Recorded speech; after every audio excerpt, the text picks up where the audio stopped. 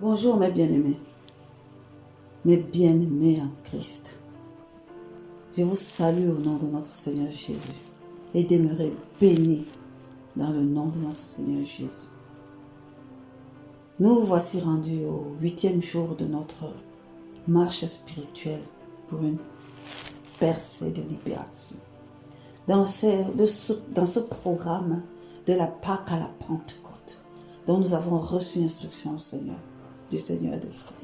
Alléluia.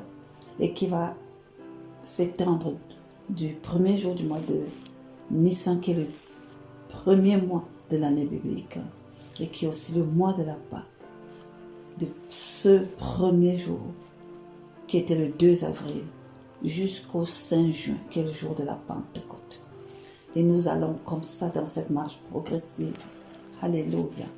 Marcher selon ce que l'Esprit va nous instruire de faire.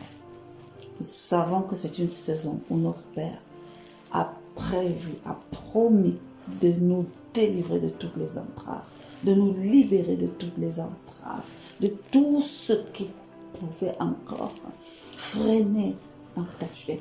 Alléluia. Notre partenariat avec lui, notre marche avec lui, notre œuvre avec lui au nom puissant de Jésus, et qui pouvait comme ça un peu vraiment nous limiter dans notre capacité de lui rendre un culte véritable, d'être vraiment permanemment et constamment dans son agréabilité et de faire ce qui lui est agréable dans ses plans. Amen. Voilà. Ce jour, le programme va être un peu long. Donc ce jour, nous allons commencer avec les 3 événements qui nous accompagnent chaque jour de ce processus pendant les 13 premiers jours qui précèdent la Pâque, alléluia, que nous avons intitulé « Œuvre à ta liberté », alléluia. Nous allons étudier la 7e plaie sur les 10 plaies d'Égypte, alléluia. Nous invitons tous ceux qui prennent ce message de la série par celui-ci. Nous invitons vraiment à aller sur notre chaîne YouTube Héritage du Royaume pour trouver tous les autres messages précédents, toutes les archives. Et aussi de visiter notre site web www.héritageduroyaume.com. Amen. Où ils seront vraiment édifiés de l'intérêt de cette marche, mais aussi de pouvoir écouter les pas précédents que nous avons fait, les messages précédents qui ont été libérés chaque jour. Alléluia.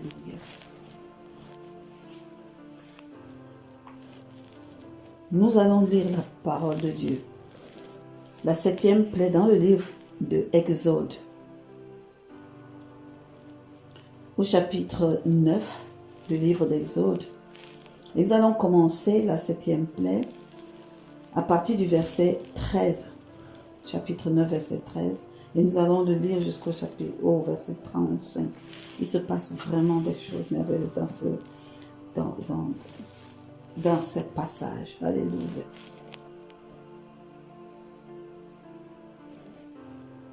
L'Éternel dit à Moïse, « Lève-toi de bon matin et présente-toi devant Pharaon. Tu lui diras, ainsi parle l'Éternel, le Dieu des Hébreux. Laisse aller mon peuple afin qu'il me serve. » C'était l'ordre, c'était l'instruction majeure que le Seigneur avait donnée à Moïse d'intimer à Pharaon. Alléluia. Laisse aller mon peuple afin qu'il me serve. Verset 14. Car cette fois,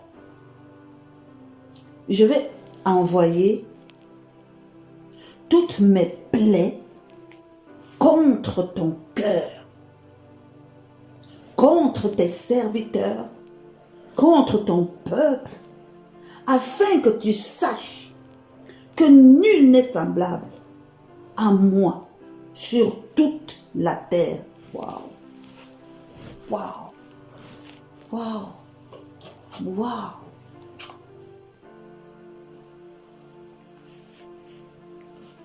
L'Éternel dit qu'il va envoyer la plaie qu'il va envoyer cette fois-ci. Il l'envoie contre le cœur de Pharaon. Oh Père éternel, qui est comme toi? Qui est comme toi? Nul n'est comme toi. Tu es Dieu, papa. Ta grandeur et ta magnificence n'ont rien de comparable. Alléluia. Tu entreprends aujourd'hui, papa Seigneur, d'agir, Seigneur, sur les cœurs de pierre. Alléluia. Tu entreprends aujourd'hui, papa Seigneur, de nous délivrer, de nous libérer des cœurs de pierre. Alléluia. Tu entreprends de changer nos cœurs pour en faire des cœurs, papa Seigneur, à ta convenance. Qu'il en soit ainsi au nom de Jésus. Oui, Père.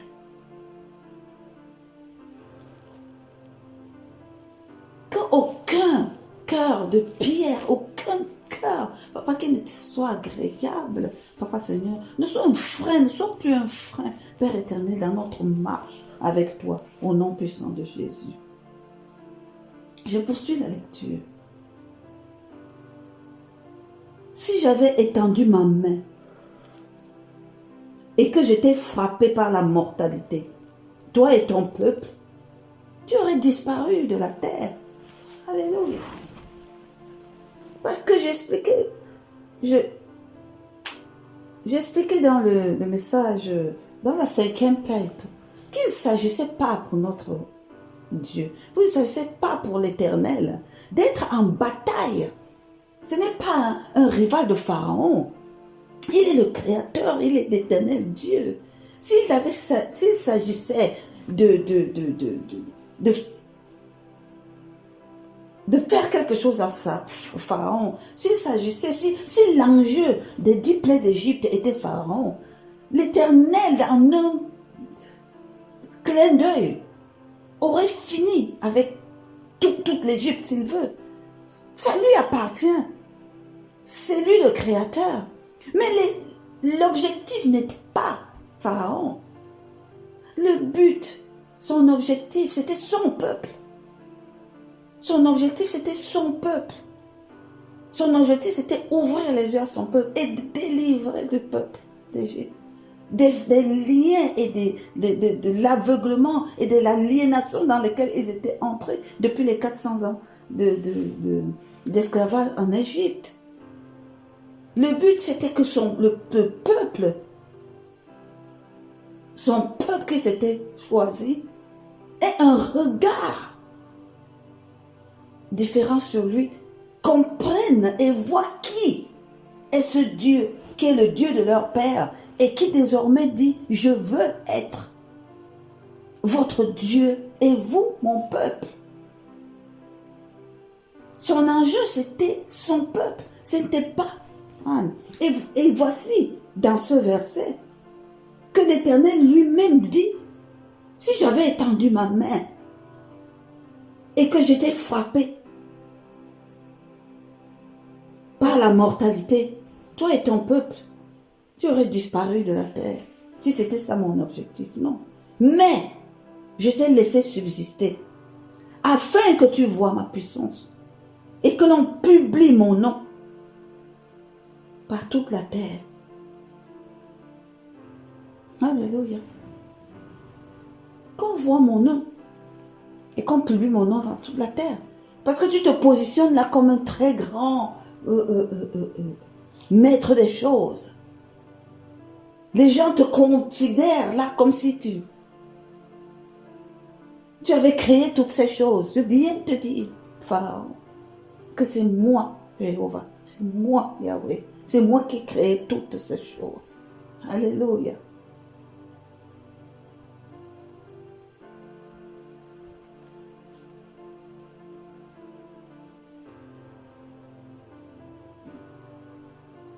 Si tu t'élèves encore contre mon peuple, et si tu ne le laisses point aller, Voici. Oh, je vous ai dit, quand la parole de Dieu dit voici, positionne-toi.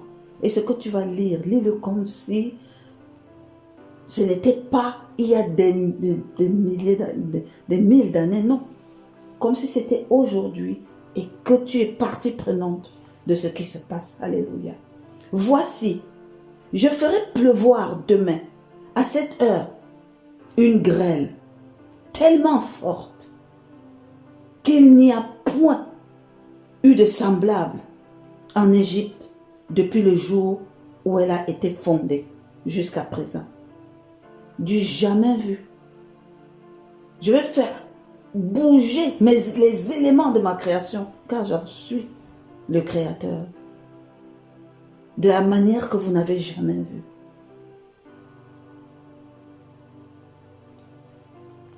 Et il avertit, et il lui donne même une voie de salut, une échappatoire, et lui dit, voici. Pardon, il lui dit au verset 19, fais donc mettre en sécurité tes troupeaux et tout ce qui est à toi dans les champs.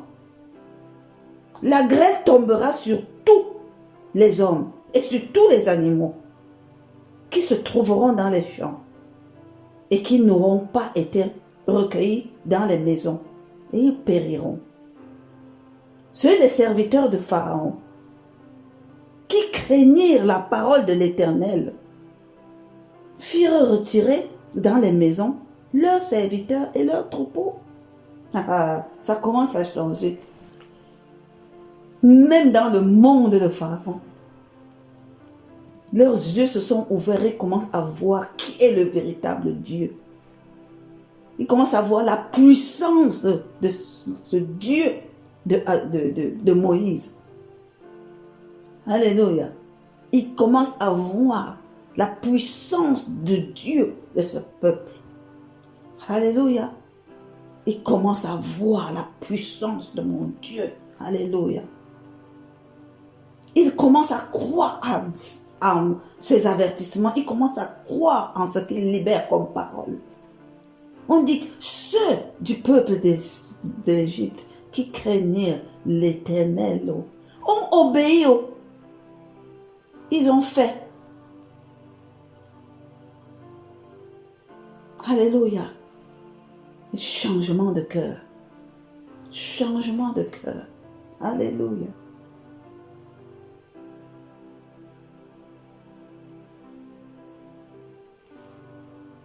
Mais ceux qui ne prirent point à cœur la parole de l'Éternel laissèrent leurs serviteurs et leurs troupeaux dans les champs.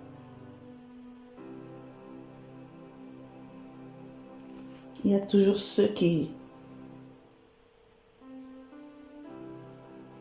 doutent, qui ne craignent rien, qui se prennent pour le maître du monde.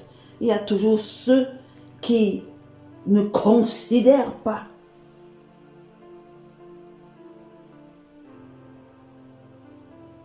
ni la parole de Dieu, ni les choses sacrées, rien.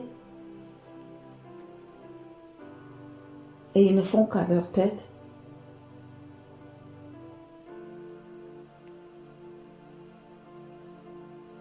Et ils n'ont pas obéi. L'Éternel dit à Moïse, étends ta main vers le ciel et qu'il tombe de la grêle dans tout le pays d'Égypte, sur les hommes, sur les animaux et sur toutes les herbes des champs dans le pays d'Égypte. Moïse étendit sa verge vers le ciel et l'Éternel envoya des coups de tonnerre et de la grêle et du feu se promenant sur toute la terre. L'Éternel fit pleuvoir de la grêle sur le pays de l'Égypte. Il tomba de la grêle et le feu se mêlait à la grêle Elle était tellement forte qu'il n'avait point eu de semblable dans tout le pays d'Égypte, depuis qu'il existe comme nation. La grêle frappa dans tout le pays d'Égypte, tout ce qui était dans les champs, depuis les hommes jusqu'aux animaux. La grêle frappa aussi tous les herbes des champs et brisa tous les arbres des champs morts. Ce fut seulement dans le pays de Goshen, où étaient les enfants d'Israël, qu'il n'y eut point de grêle. La préservation. Alléluia. L'Éternel l'avait promis depuis la 4e plaie. La préservation de mon peuple. Je distinguerai mon peuple de ceux de l'Égypte. Je distinguerai et j'épargnerai le peuple. Alléluia.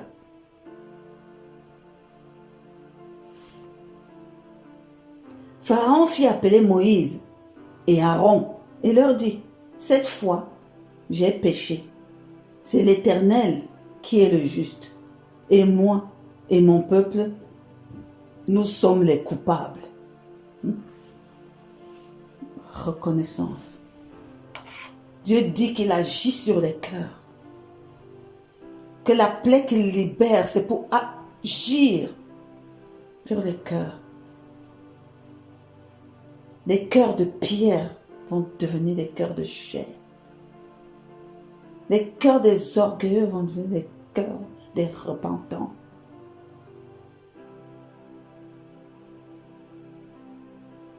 Même Pharaon est allé reconnaître que l'Éternel, c'est lui le juste et lui les coupables.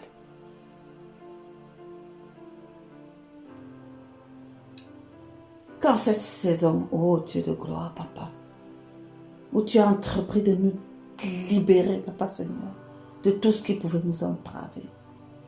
Un cœur, papa, qui n'était pas agréable, est une véritable entrave. Tu as dit de David qu'il est l'homme selon ton cœur, papa. Oui, Père éternel. Merci parce qu'en cette saison, Père, tu changes complètement nos cœurs, Père. Que tout ce qu'il y avait, Père éternel, dans nos cœurs, Seigneur, dans le cœur de tes enfants, ô Père éternel, dans le cœur de tes serviteurs, dans le cœur de tes missionnaires, Seigneur Dieu de gloire, et qui ne te convenait pas, et qui n'était pas pleinement dans ta crainte ou dans ton obéissance. Papa, Seigneur Dieu Père de puissant, merci parce que par ta main, Père éternel puissante, dans ta grâce, ton amour, tu as choisi, Papa Seigneur, de changer cela dans le nom de Jésus. Oh Père, même Pharaon, Papa Seigneur, a pu reconnaître qu'il était coupable, a pu avoir un cœur repentant, Père éternel. Combien de fois tes enfants, Papa? Merci Seigneur, parce que tu opères cela en nous, Père éternel. Tu opères cela en nous en cette saison, au nom puissant de Jésus. Oui, cette liberté nous requièrons, Père éternel, pour entrer dans la plénitude de ta crainte et de ton obéissance, au nom puissant de Jésus. Seigneur Dieu de gloire, Papa, gloire te soit donnée, Père. Merci, merci, merci, merci pour cette œuvre de délivrance, pour cette œuvre de liberté, Papa Seigneur. Alléluia, que tu opères en nous, dans le nom puissant de Jésus, dans cette marche de percée, en ce jour, Papa. Merci. Alléluia. Verset 28. Priez l'Éternel pour qu'il n'y ait plus de coups de tonnerre, ni de grêle, et je vous laisserai aller, et l'on ne vous retiendra plus. Alléluia. Faire la volonté de l'Éternel, faire la volonté de Dieu le Père, faire la volonté de notre Dieu. Alléluia. Oui, que chacun de nous ayons des cœurs qui savent se repentir, qui savent reconnaître, qui savent obéir. Alléluia. Des cœurs, alléluia.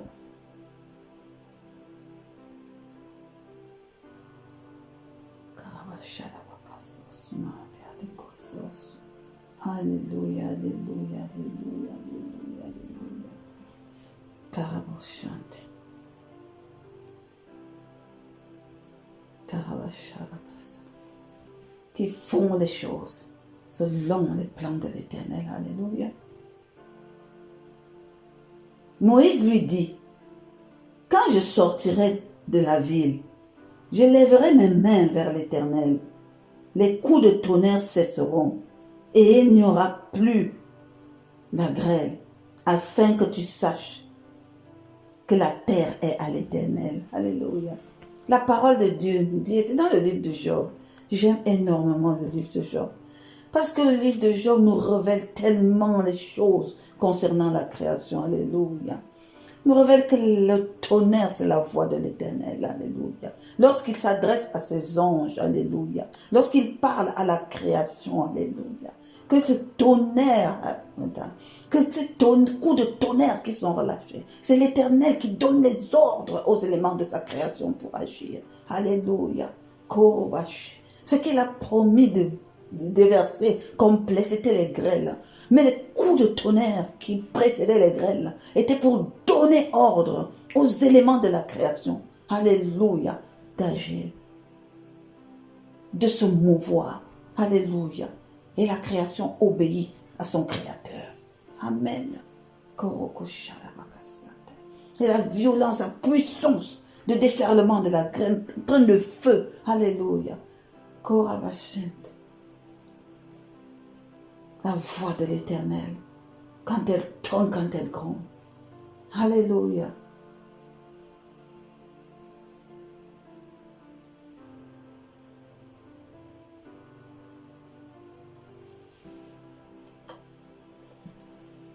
Moïse sortit de chez Pharaon pour aller hors de la ville. Il leva les mains vers l'Éternel. Les coups de tonnerre et les grêles cessèrent, et la pluie ne tomba plus sur la terre.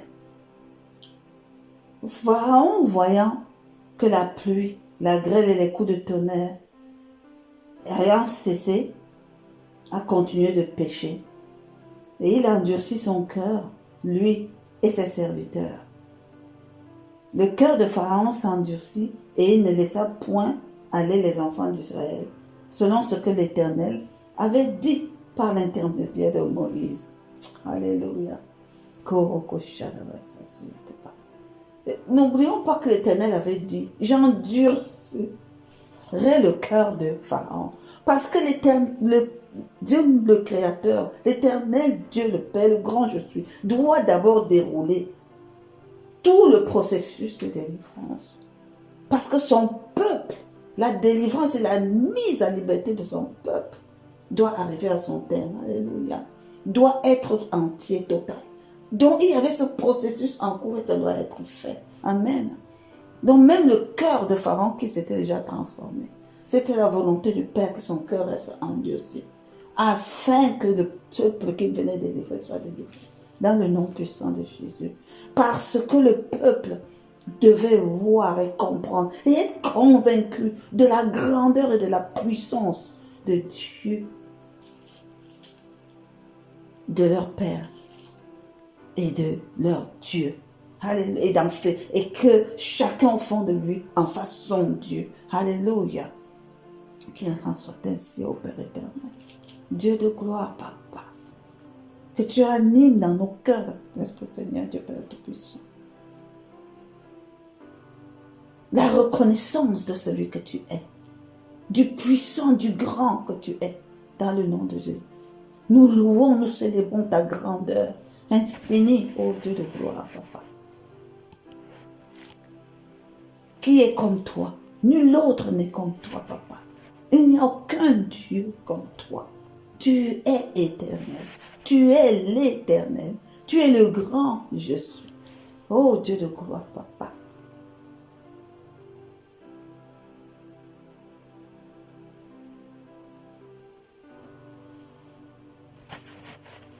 Tout est à toi. La création est à toi, ô Père éternel.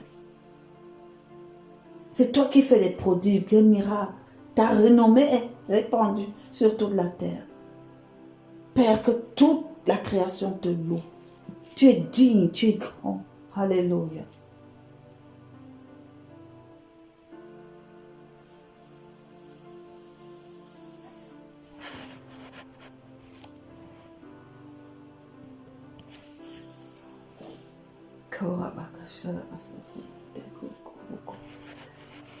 Dans ce passage, nous remarquons une chose. Quand Dieu programme son processus de destruction, il ne laisse pas l'homme ignorant. Il ne laisse pas. Même sa parole vient pour être la vérité qui est claire. Que les gens sachent quel est le plan que l'Éternel Dieu a mis en place jusqu'au venir. Alléluia.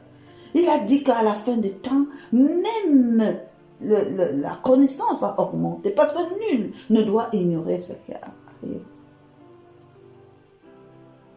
Amen. Il savait ce qu'il allait relâcher comme plaie, comme acte. Il savait qu'il partait pour détruire tout ce qui n'était pas protégé. Il a mis en garde, il a averti. Protégé. Parce que ce qui n'est pas protégé, ce qui n'est pas mis à l'abri sera détruit. Oh my God.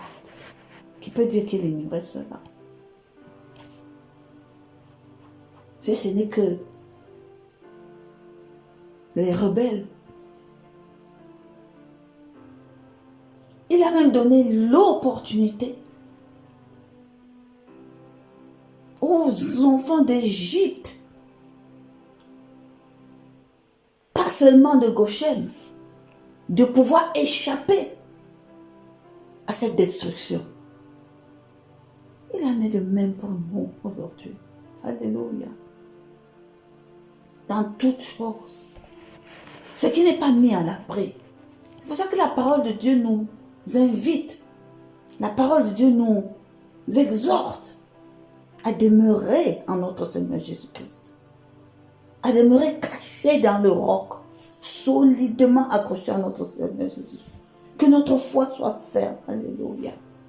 Que nous demeurons en lui. Parce qu'il est notre sûr abri.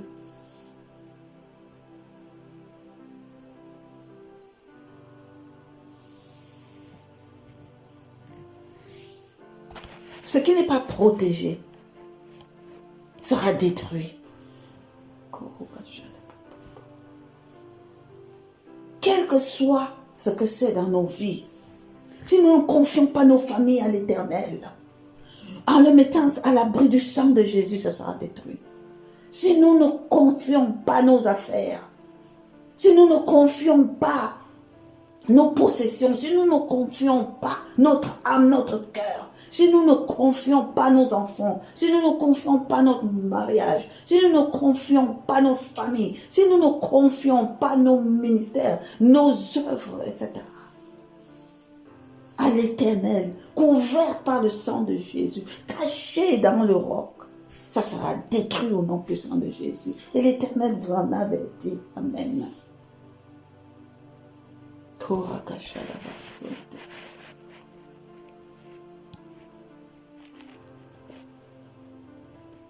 Prions.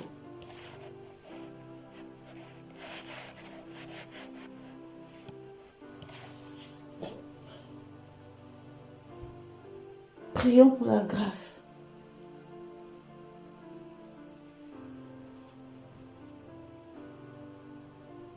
De savoir mettre à l'abri. De savoir nous mettre à l'abri. Et de savoir mettre les choses à l'abri. Merci, Papa. Et merci, Saint-Esprit de Dieu. Prends cela comme une prière sincère au Père.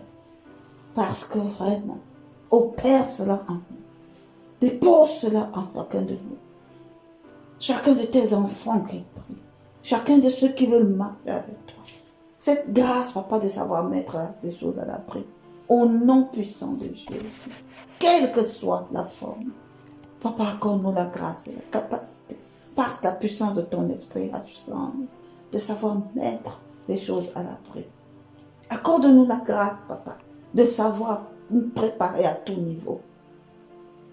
pour pouvoir planifier, organiser, être même présentable, savoir présenter, alléluia. Accorde-nous cette grâce de la préparation. La grâce aussi d'être prêt au Père éternel. De ne pas être surpris par les choses qui arrivent.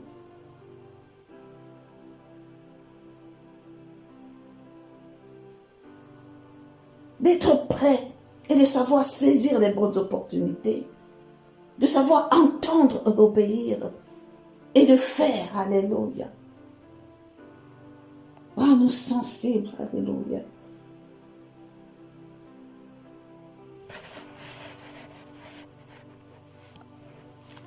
De savoir aussi ne pas compter sur nos propres capacités.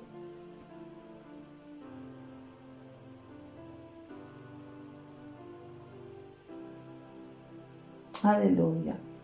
Nous nous confions en toi. Père, nous prions, afin que tu nous accordes la grâce, papa, de pouvoir achever ce que nous commençons, d'être consistant, d'être constant dans ce que nous commençons. Ta parole dit, hâte-toi d'accomplir ce que tu as promis à l'Éternel. Ô Dieu de gloire, on va se disposer. Disposer de cœur, disposer de corps. Mais la capacité ne vient pas de nous. Que par ton esprit, tu nous rendes capables, papa, d'achever ce que nous commençons. Père éternel, Seigneur, en obéissance à toi dans le nom puissant de Jésus.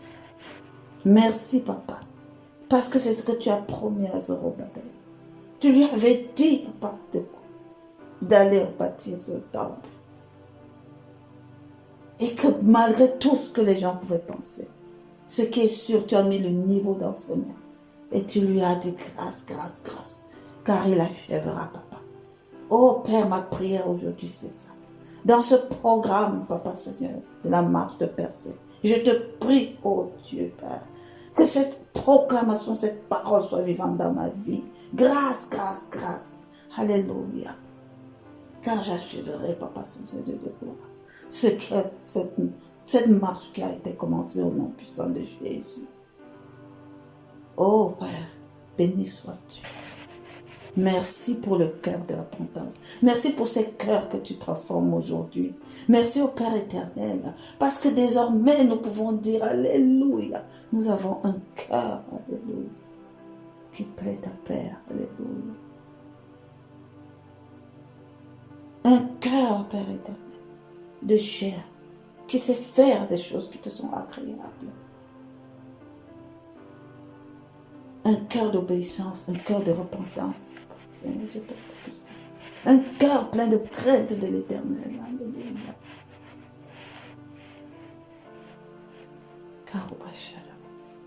Gloire te soit donnée, Père. Gloire te soit rendue, Papa, pour la grâce que tu accordes à nos vies aujourd'hui. Dans le nom puissant de Jésus. Béni sois-tu, Papa. Alléluia, alléluia. Amen, amen, amen. Amen.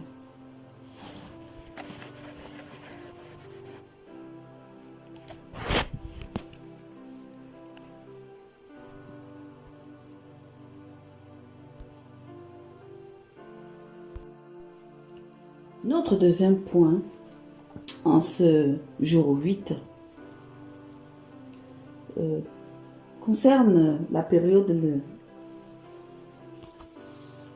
de l'entrée dans Jérusalem du roi jusqu'à la croix, on disait. Et aujourd'hui, dans le livre de Matthieu 21, que nous lisons et progressons depuis le début de cette marche, pour cette période de 13 jours, nous allons lire à partir du verset 22, du chapitre 22, pardon. Et aujourd'hui, nous allons lire de son verset 1 du chapitre 22 dans le livre de Matthieu jusqu'au chapitre 14.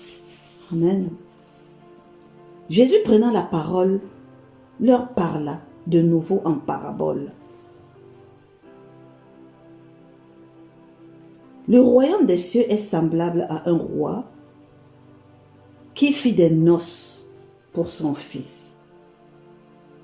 Il envoyait ses serviteurs appeler ceux qui étaient invités aux noces, mais ils ne voulurent pas venir. Il envoya encore d'autres serviteurs en disant, « Dites aux conviés, voici, j'ai préparé mon festin, mes bœufs et mes bêtes grasses sont tués. Tout est prêt, venez aux noces. » Mais sans s'inquiéter de l'invitation, ils s'en allèrent. Celui-ci a son champ, celui-là a son trafic. Et les autres se saisirent. Des serviteurs les outragèrent et les tuèrent. Le roi fut irrité. Il envoya ses troupes, fit périr ses meurtriers et brûla leur ville. Wow. Alors il dit à ses serviteurs, les noces sont prêtes, mais les conviés n'en étaient pas dignes. Oh, yeah, yeah, yeah, yeah. Allez donc dans les carrefours et appelez aux noces tous ceux que vous trouverez.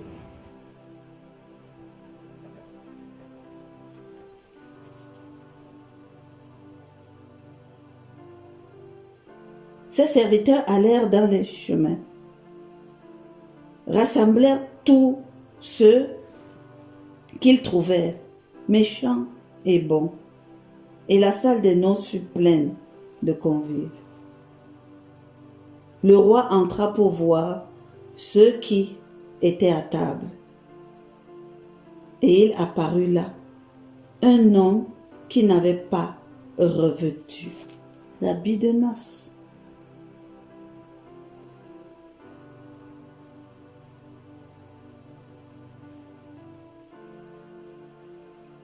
Il lui dit, « Mon ami, comment es-tu entré ici sans avoir un habit de noces ?» Cet homme eut la bouche fermée.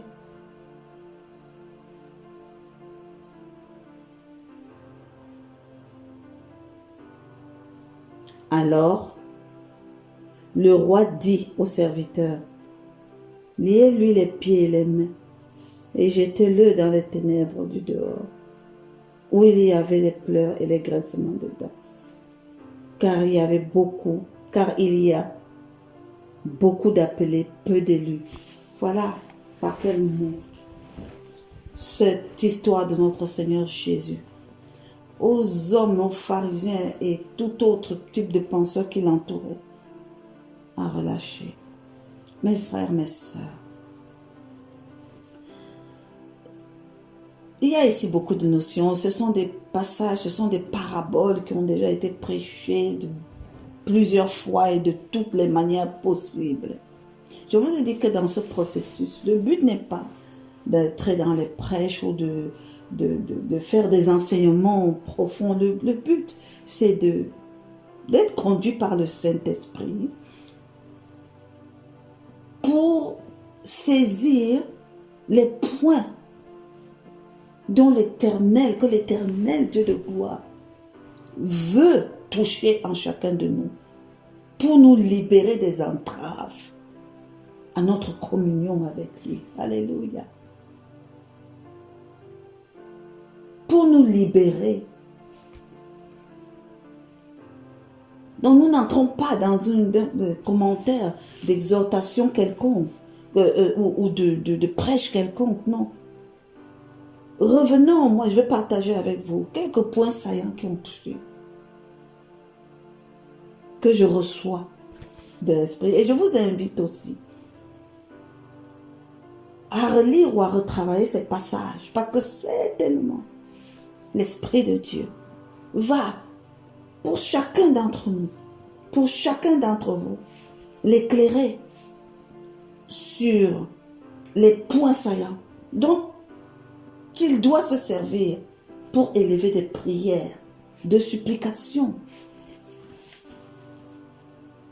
à l'Éternel Dieu de gloire, de grâce, de remerciement à l'Éternel Dieu de gloire pour sa propre vie et pour la transformation et la liberté qu'il attend. Amen. Voilà le but.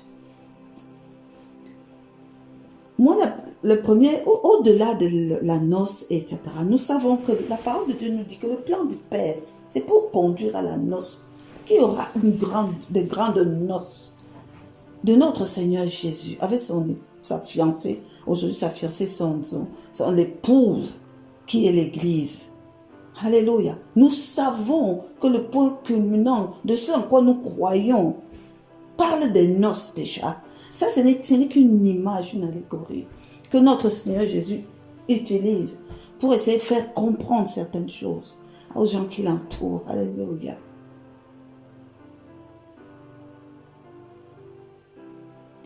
Il dit au verset, parce que ce qu'il décrit au début, c'est l'image de nous tous, c'est l'image du monde, c'est l'image. Quand tu parles de Dieu à quelqu'un, il y a 10 000 choses à faire.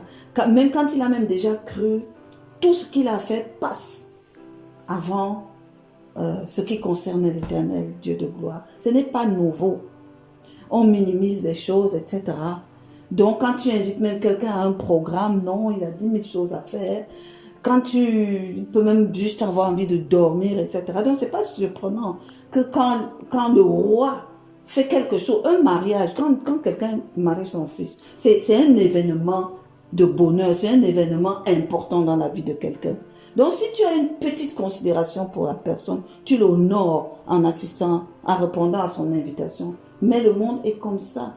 L'invitation de Christ à la croix du Calvaire, alléluia, est offerte au monde entier. Mais qui y prend garde? Une poignée seulement y prend garde. Le monde entier est délivré par le sang de Jésus versé à la croix. Mais qui s'en soucie dans le monde? C'est la même chose ici. Donc, c'est pas ça qui va retenir notre attention.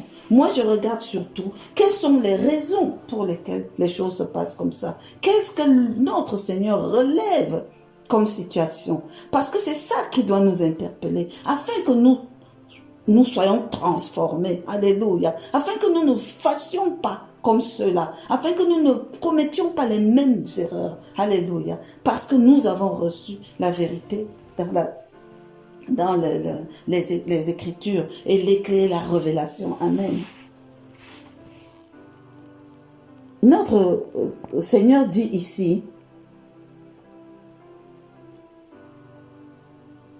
alors il dit, au verset 8, alors il dit à ses serviteurs, les noces sont prêtes, mais les conviés n'en étaient pas dignes.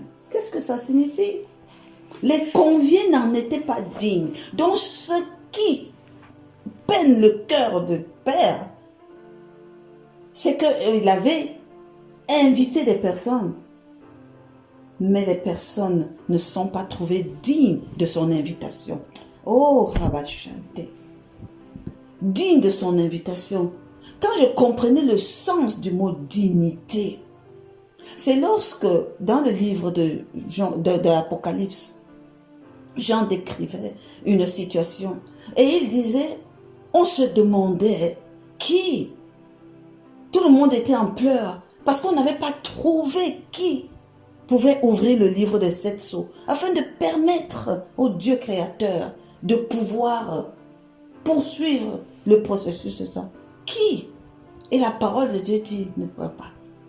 Parce que seul l'agneau immolé a été trouvé digne. C'est ce jour-là, en comprenant ce passage, que j'ai compris le sens du mot dignité. Alléluia. La dignité vient de ce que tu fais et tu accomplis ce qui devait être fait. Jésus-Christ, notre Seigneur, a été trouvé digne d'ouvrir le livre des 7 sceaux. Parce que Il était venu pour être l'agneau immolé et il a été l'agneau immolé. Il a accompli ce qu'il devait accomplir. Il a fait ce qu'il devait faire. Alléluia. Ça confère une dimension de dignité. Alléluia. Tu es digne devant le Seigneur quand tu accomplis avec le Seigneur le plan qu'il avait mis dans ta vie. Si tu fais ce sur quoi tu t'étais engagé devant le Seigneur de faire, il te trouvera digne. Le Seigneur avait convié des personnes en qui il avait mis une espérance. Il avait pensé que c'était des personnes qui pouvaient l'honorer en assistant aux noces de son fils, le roi. Hein? Mais ces personnes n'ont pas fait ce qu'ils devaient faire. Et ils n'étaient pas dignes de l'invitation qui leur était accordée. Oh mes frères, mes soeurs, si vous avez compris ça, nous devons prier et demander au Saint-Esprit de nous conduire, nous équiper, afin que nous soyons dignes de ce que le Père attend de nous, afin que nous soyons dignes de ce que notre Maître Jésus attend de nous. Nous devrons prier pour ne point être considérés comme pas dignes. Alléluia. Et ça, c'est un point qui a marqué. Et je saisis cela aujourd'hui pour dire, oh Dieu, toi qui viens de changer nos cœurs, oh Père, tu veux ajouter la dimension de la dignité. Tu veux que nous atteignions la capacité d'être dignes devant toi et avec toi, en Jésus-Christ notre Seigneur et notre Roi, et par la puissance du Saint-Esprit que tu donnes. Alléluia. Nous te sommes reconnaissants, Papa. Et je dis oui, Père éternel. Je désire être quelqu'un de digne. Alléluia. Je désire être quelqu'un de digne, ô Père éternel, en tout point. Aide-moi, Saint-Esprit de Dieu, à être quelqu'un de digne. Alléluia. La deuxième chose qui me marque dans ce passage,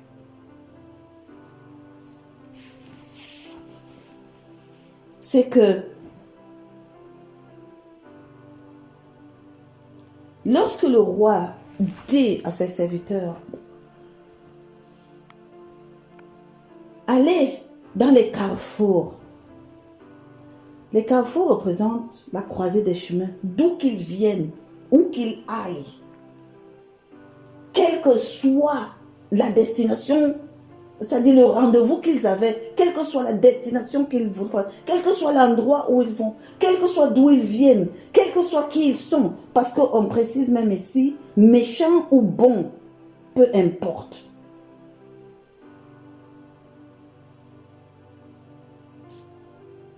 Rassemblez-les dans la fête, dans la salle de fête. Rassemblez-les dans la salle de fête, où qu'ils soient, où qu'ils aillent. Le Seigneur a besoin de tout le monde. Quels que soient les plans que tu avais, quelle que soit l'orientation que tu avais, sache que l'Éternel Dieu a un autre plan pour toi. L'Éternel Dieu a un autre plan pour toi. Et que le moment où ça te trouve, l'instant où ça te trouve, alléluia, que le Seigneur et par son esprit aide vraiment tous ceux quand l'invitation du Père va croiser. Quelle que soit la direction qu'il prenne, ma prière pour le monde entier, c'est qu'ils répondent à l'invitation et soient rassemblés dans la salle. Alléluia. Et soient rassemblés dans la salle de fête. Prennent part à ses noces au nom puissant de Jésus.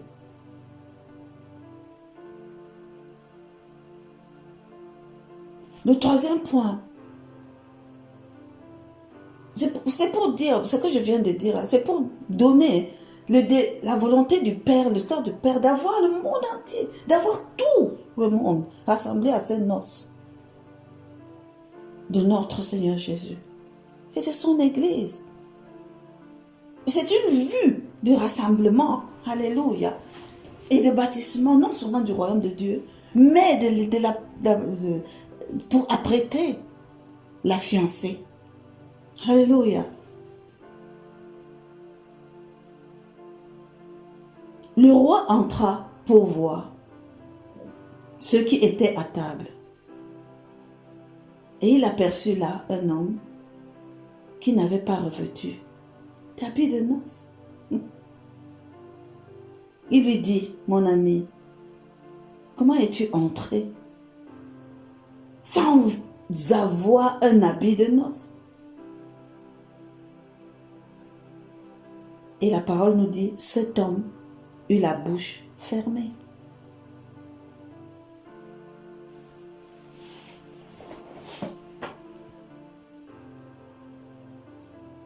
Quelle que soit la manière dont tu as été invité par l'Éternel de Dieu, quel que soit la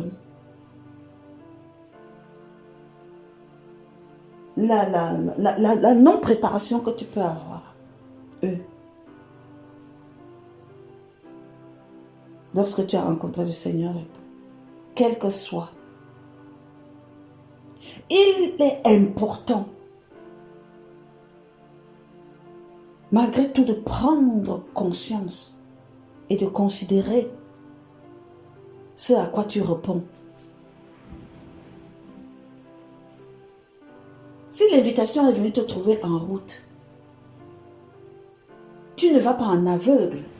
On te dit, les serviteurs viennent te dire, mon maître, mon roi marie son fils. Tout est prêt. Les vaches grasses ont été tuées. La fête basse, elle est belle. Il t'invite pour participer à la noce. Ce passage m'instruit de dire que si tu veux répondre à l'invitation, aussi subite qu'elle soit, quelle que soit l'effort, tu considères quand même ce que tu fais. Si tu as été invité, c'est un honneur. Et si toi tu veux rendre honneur en retour, tu mets de la considération dans ce que toi-même tu vas faire. Alléluia. Cette personne qui a été brusquement invitée du carrefour pour assister à la noce est entré comme si il allait n'importe où, faire n'importe quoi. Mais il n'a pas donné honneur à là où il allait et à la personne qui l'avait invité. Puisque la moindre des choses veut que quand tu arrives, tu sois présentable aussi. Que quand tu arrives quelque part, tu as pas d'honneur, tu donnes de la considération. Alléluia. C'est ce thème qui revient vraiment dans ma bouche. Tu donnes de la considération. Là où tu vas et ce que tu vas faire. Moi, l'image de l'habit de noces que moi je trouve, l'habit de fête, c'est comme une action de grâce. C'est comme une gratitude. Mais ça ne se fait pas comme ça. Ça montre à la personne qui est en face que tu as considération, que tu apprécies et que tu lui dis merci. Dans l'Éternel, Dieu dit que toi qui es parmi les... Parce que tous ceux-là ont été invités dans les mêmes considérations, dans le même contexte que toi. Regarde la façon dont tu arrives. Tu n'as pas ta place ici. Donc quand il dit liez-les et mettez-les dans le jugement, qu'il dégage de ma vue, mais il finit ce passage en disant, car il y aura beaucoup d'appelés et très peu d'élus. Alléluia. Beaucoup d'appelés, très peu d'élus. Parce que la dimension de l'appel, l'Éternel est souverain, il l'a fait. L'appel est général. l'appel, quand il a envoyé ses serviteurs au carrefour, il n'y a pas eu d'exclusion. Venez, venez, venez. Ce n'était pas le rôle des serviteurs de sélectionner les convives. La première invitation, le roi avait sélectionné les convives. La deuxième invitation était une invitation ouverte. Venez, tous venez. C'est la dimension des appelés en tant que Christ notre Seigneur et notre roi. Mais la dimension de l'élection dépend de la position de ton cœur, dépend de l'état de ton cœur pour reconnaître que cette invitation est quelque chose que tu apprécies, que tu considères, à laquelle tu veux vraiment participer. La dimension de l'appel et de l'élection tient énormément de celui qui veut rentrer au niveau de l'élection. L'Éternel dit dans sa parole, je dis encore dans Ésaïe 54, que je te donnerai des fondements de saphir. Et quand j'étudiais ce message, vous trouverez ce message sur le site www.héritageduroyaume.org. Je te donnerai des fondements de saphir. C'est la dimension de l'élection, la dimension de ceux qui veulent accéder au niveau des élus. Alléluia.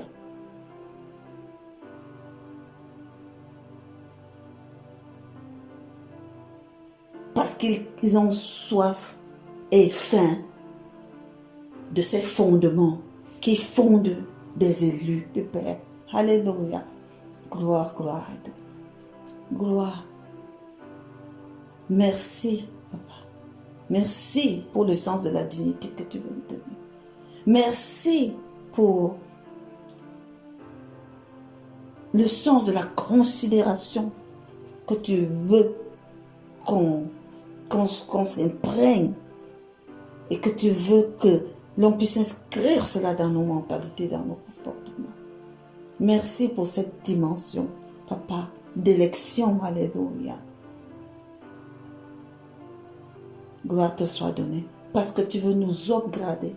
Parce que tu veux nous défaire de nous toutes les entraves qui peuvent nous empêcher d'être des élus. Alléluia. Nous ne désirons pas seulement être des appelés, mais nous voulons être des élus dans le nom puissant de Jésus.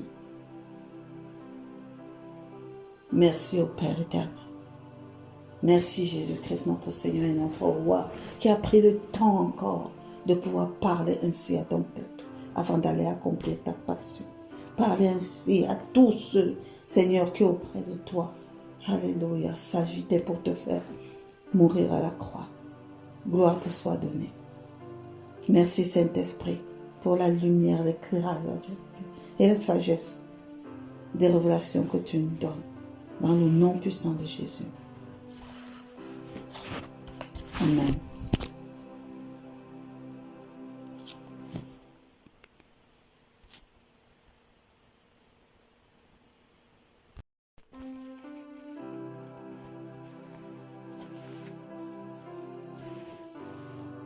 Pour conclure ce temps, le troisième point que nous allons donc partager, comme l'habitude, c'est au sujet des offrandes des princes des tribus d'Israël lors de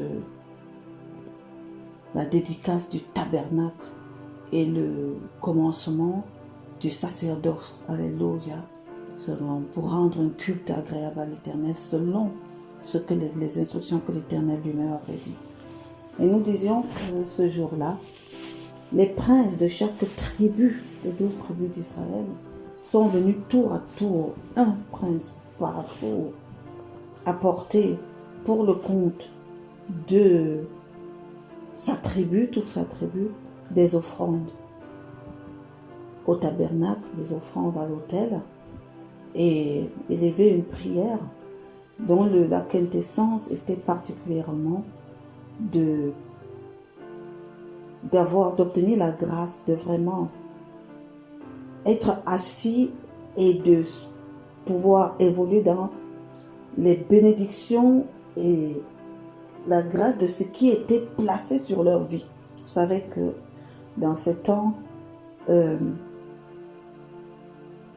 les paroles prophétiques qui étaient libérées sur des enfants, le nom qu'on donnait aux enfants avait une portée prophétique et pouvait impacter leur destinée, le but de leur vie. Alléluia. Et il s'agissait de ça, tout le monde était conscient de ça.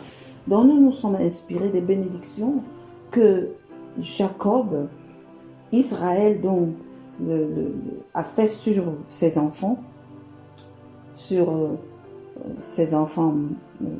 mâles de sa famille, voilà, et ceux que Moïse ont libérés sur les tribus, alléluia, vers la fin de sa vie, juste pour que cela nous donne une idée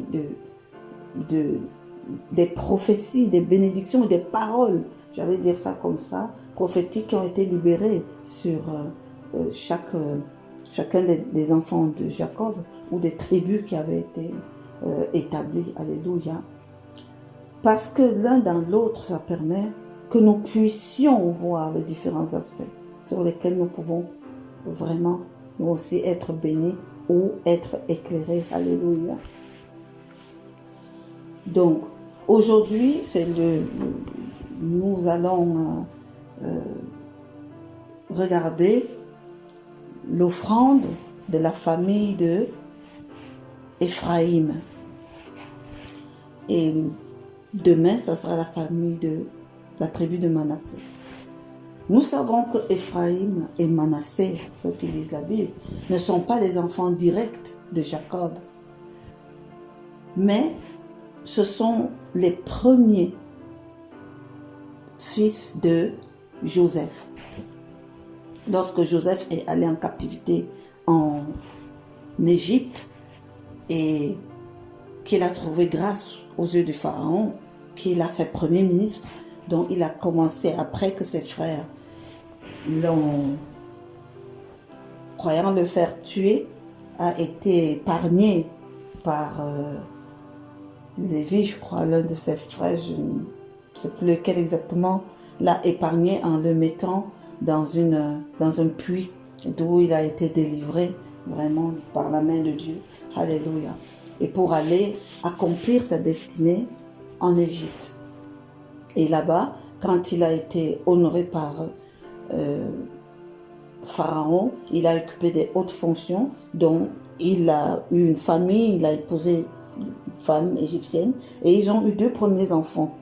Et quand il y a eu la reconnexion avec Jacob, et le fait que Jacob ait retrouvé Joseph, et que Joseph ait fait venir toute sa famille en Égypte, lorsque les temps étaient mauvais, à Canaan, à Jérusalem, lui,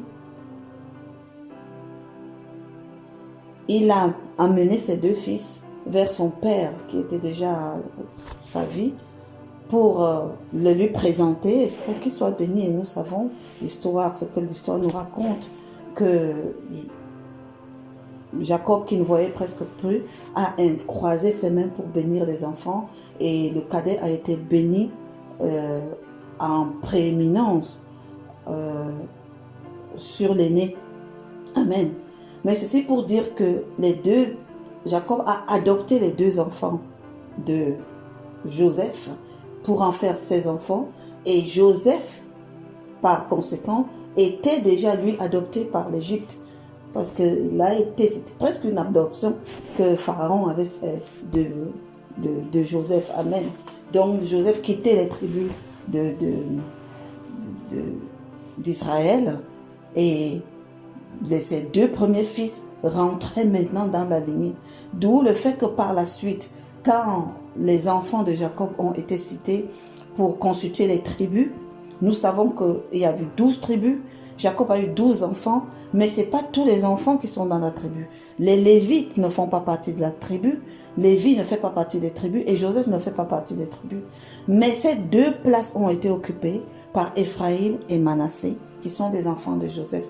Nous le savons, maintenant c'est clair. Donc dans la bénédiction des tribus, voilà ce que dit Moïse. Amen. C'est logique que dans la bénédiction, dans Deutéronome, nous lisons les bénédictions de Moïse dans le livre de Deutéronome, en son chapitre 33. Il dit sur Joseph, voilà ce que dit Moïse. Je me suis interrogé 2 minutes.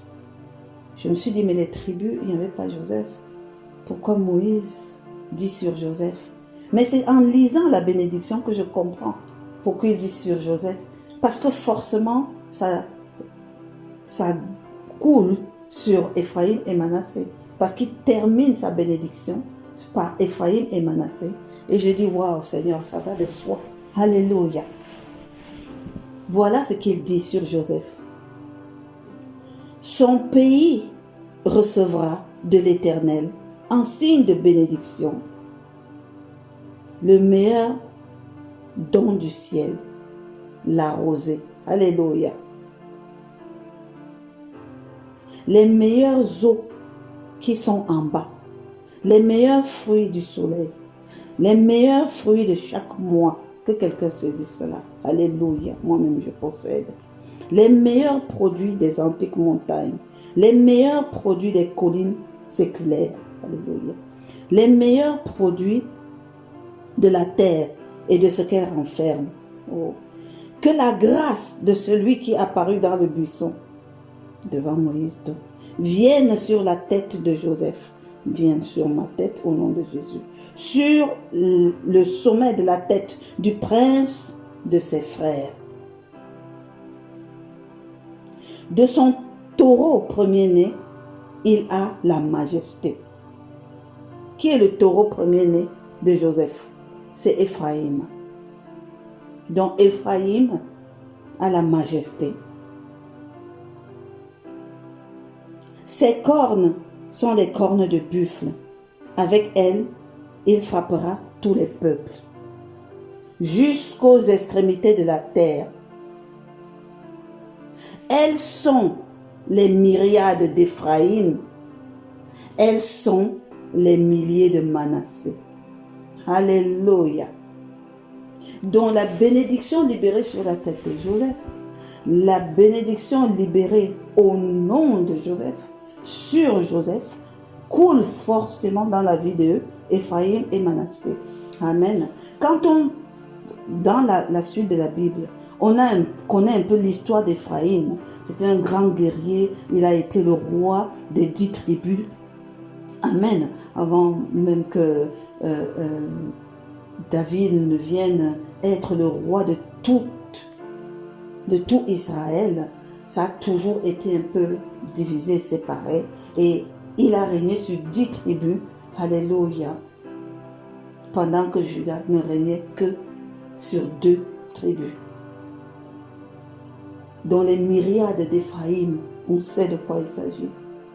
Et les milliers de Manassé qui étaient toujours à sa suite. Amen. Gloire soit rendue. Pendant que je lisais, on a toujours lu ces bénédictions comme étant des bénédictions sur Joseph. Et pendant que je lisais, l'Esprit me dit, regarde et comprends. Je viens de réaliser une chose. On dit sur Joseph, il est dit, son pays recevra, oh my God, que quelqu'un saisisse ça. Son pays recevra. Il ne s'agit pas de Joseph en tant qu'entité, mais là où Joseph est, c'est-à-dire le pays là où Joseph est. Ça veut dire que la grâce qui coule sur la tête de Joseph, la grâce qui est prononcée lorsque l'on parle de Joseph, est une grâce qui s'étale sur tous ceux qui sont dans le pays de Joseph. Oh, vraiment. Joseph, vous savez qu'il avait reçu eu un rêve où il avait la prééminence sur tout. Et ça a fait la jalousie de ses frères, etc. Mais ce n'est pas seulement la grâce, c'est aussi une responsabilité. Et nous avons vu par la suite comment Joseph a été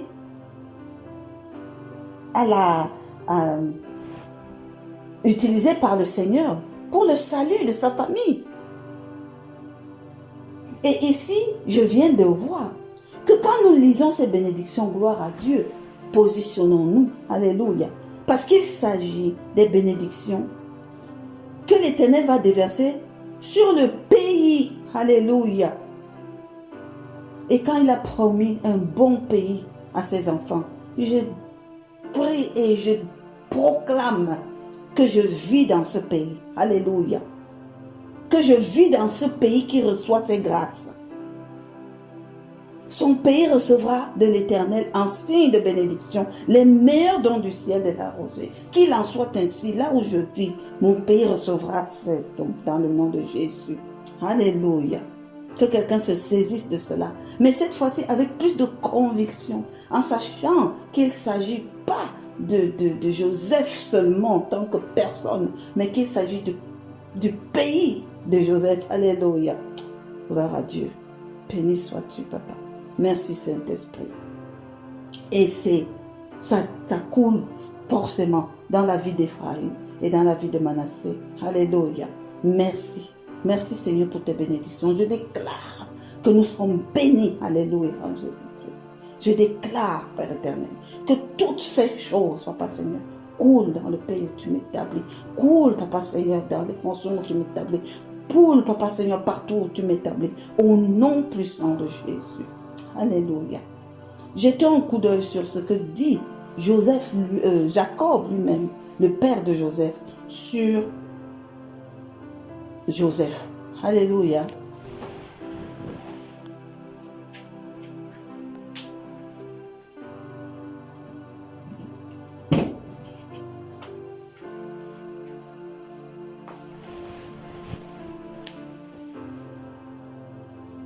Joseph, le rejeton d'un arbre fertile.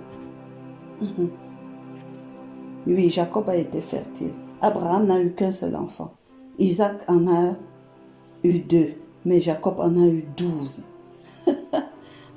Il peut être le rejeton d'un arbre fertile. Alléluia. Rejeton d'un arbre fertile près d'une source. Alléluia. Les branches s'élèvent au-dessus des murailles. Ils l'ont provoqué et ont lancé des traits. Les arches l'ont poursuivi de leur haine, mais son arc est demeuré ferme. Qu'il en soit ainsi, ô Père éternel, dans toutes les situations, que mon arc demeure ferme, au nom puissant de Jésus. Et ses mains ont été fortifiées, alléluia, par les mains du puissant de Jacob, Papa. Merci, ô Père éternel. Merci car tu nous fortifies, alléluia. Tu nous dis fortifiez-vous et prenez courage. Oui, Père éternel, qu'il en soit ainsi. Il est aussi devenu le berger, le rocher d'Israël. C'est l'œuvre du Dieu de ton Père qui t'aidera. Que l'œuvre de mon Dieu m'aide, au nom puissant de Jésus. Que l'œuvre de mon Dieu m'aide. Alléluia. C'est l'œuvre du Tout-Puissant qui te bénira. Oh, de qui est-ce qu'on attendra encore quelque chose? Si l'Éternel Dieu, notre Père lui-même, ne nous bénit pas, de qui attendrons-nous quelque chose? Alléluia. Tout nous vient de l'Éternel. Amen. Des bénédictions des cieux en haut, des bénédictions des eaux en bas, des bénédictions des mamelles et du sein maternel, les bénédictions de ton Père s'élèvent au-dessus des bénédictions de mes pères, lui dit Jacob. Alléluia. Jusqu'à la cime des antiques collines, des choses nouvelles. des choses nouvelles sont venues dans ma vie. Qu'elle soit, sur la tête de Joseph, sur le sommet de la tête du prince de ses frères, encore. Alléluia. Gloire te soit donnée. Il s'agit bien d'une prière d'un père pour son fils bien-aimé. Alléluia. Oui, par les bénédictions qui viennent de toi, ô Père éternel, sont au-dessus de toutes choses. Nous t'aimons, Père, parce qu'il t'a plu, ô Papa, d'envoyer ton Fils unique, Papa Seigneur, mourir à la croix du calvaire, afin que nous puissions être réconciliés à toi et rentrer dans la plénitude, dans la grâce, Papa, de ces bénédictions au nom puissant de Jésus. Nous déclarons cela sur nos vies au nom puissant de Jésus. Merci, Père, parce qu'en ces saisons, tu définis de nous bénir, Père, au-delà de ce que nous pouvons penser même et espérer. Gloire te soit donnée, Père. Nous possédons ces bénédictions. Alléluia.